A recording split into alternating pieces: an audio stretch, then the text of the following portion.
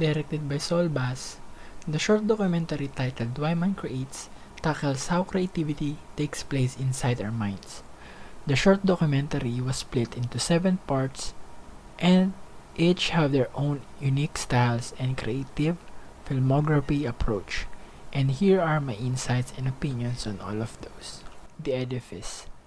This stop-motion style of animation focuses on how humanity progressed using our creative minds throughout the years. They use a perfect animation style to show what our timeline was. At first, we saw cavemen fighting some kind of an animal. The drawing was simple and straightforward. But as years go by, the animation style changes a little by showing us more detailed and complex drawings, just like how our civilization developed. Fooling around. This part reminded me so much of a series of videos that can be found on YouTube titled Don't Hug Me, I'm Scared, because both of them tackle creativity and how it can go from any point. Like 1 second you are here and in the next second you are somewhere else. Without context, you might find this part very chaotic and random, but I think that's how creativity works in our minds. And it's fun. The process.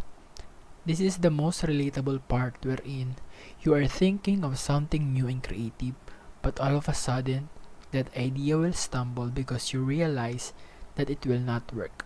In my experience, I've been in that place so many times.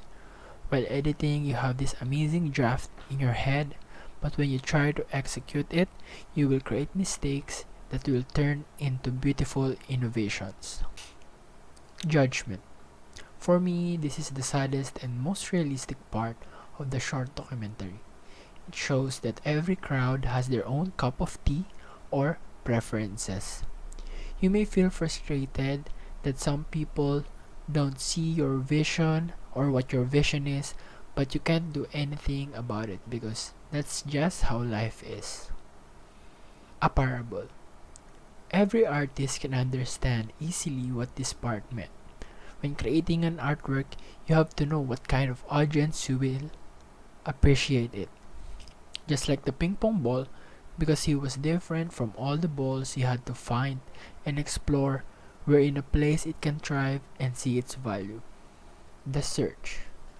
In my observation, this shows that professionals will focus on a creative concept that may take years to finish, but may end up being shelved or not seen by many.